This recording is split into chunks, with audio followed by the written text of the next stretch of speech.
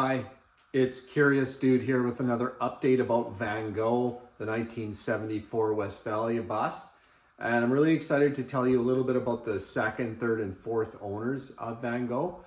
And first thing, I want to start with a huge thank you to followers and to people on YouTube who were able to actually get me in contact with Tom Reedy's wife, who's still alive. Tom Reedy passed away in 2014, and he and his brother were the co-owners of Reedy Motors that sold this bus new. So I was able to get in touch with his wife, Lorna. She wrote me a beautiful handwritten letter. And what most is so cool is that I now have an official Reedy Motors Volkswagen key tag. So this is an original bus key that is now reunited with a key tag that came directly from the dealership. So just super cool, and thank you to Lorna and her family that were able to make that connection happen. So in the last episode, I updated you about Harry Cannon, the original owner, and somewhere around 1976, with around 27,000 miles on it, Harry actually had upgraded or downgraded, depends how you look at it, to a fifth wheel and a big truck, which better met their needs. So he sold Van Gogh. And so Van Gogh went to a couple in the community. Their nicknames were Whip and B Young. And they were avid campers. And I know in connecting with some of their family that they traveled all across the prairie provinces. They were often in parts of Ontario. They went through the US. They did a great deal of touring in this vehicle, and I know they were in British Columbia and elsewhere. I was able to get a couple of stories from Diane and Barb, relatives of Whip and B, and they shared a memory about being pregnant and their 6'2" brother, or trying to sleep in the back of the van up in the barely fit in the top area.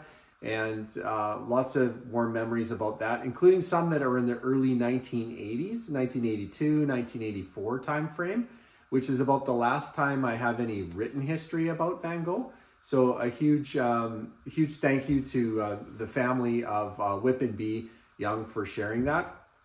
In fact, there's a couple of things that are still from Whip and B on this vehicle. The first is this tire cover. So this tire cover was on the bus when I picked it up, and if you look at it, you can tell, and you know that there's a little symbol for a B. It's faint there, and there's a little symbol for the Whip symbol, the nicknames for them, of course, and in Saskatchewan, the wheat province. So hard to imagine that that's survived for like 40 years, but it did. So very cool.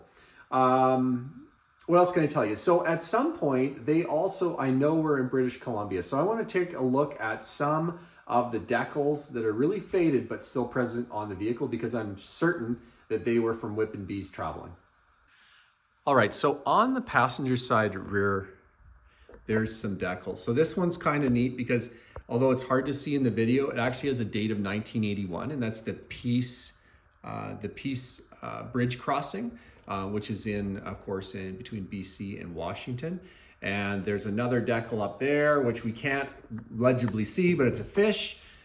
These are, they're not legible. This one though, strangely is. And if you're a fan of British Columbia, you'll notice that the S and the S and the H and the AP is definitely the Shuswaps Lake area, very famous tourist area in BC. And on these are a little hard to read, but if you do a little inference, you realize that the bottom decal there definitely says Vancouver, and it's got a Canadian goose on it. And this one must refer to, I'm assuming, Creston, BC. And then there's, of course, a hunting, North American hunting club membership up in the top corner. But there's a little bit of history we can understand from some of the adventures the bus has had.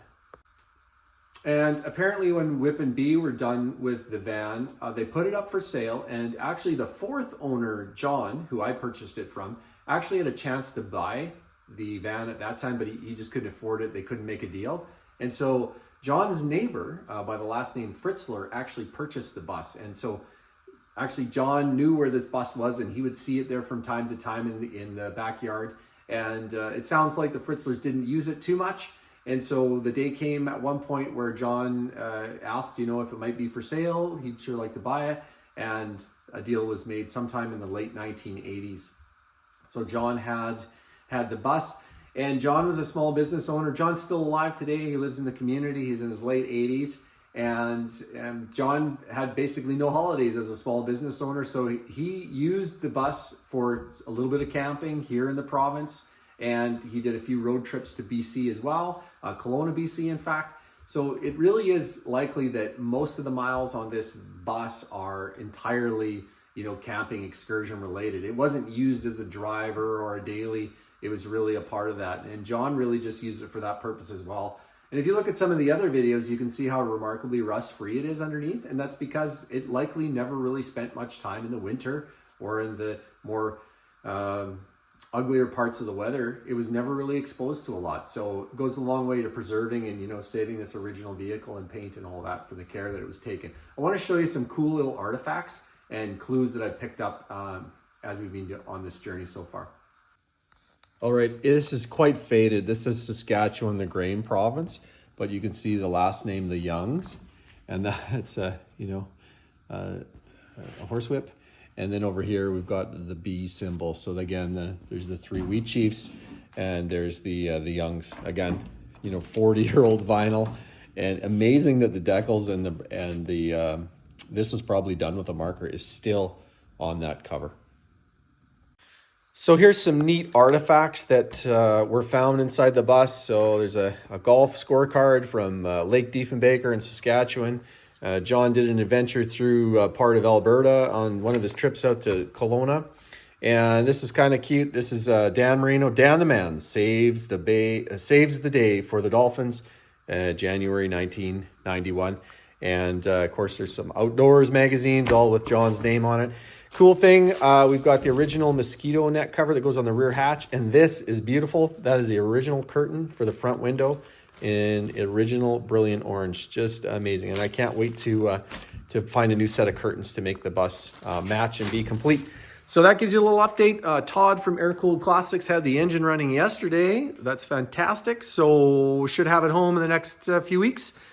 Definitely on track to have Van Gogh on the road this summer. So thanks so much for watching, and thank you for your comments and contributions. And just thanks for watching.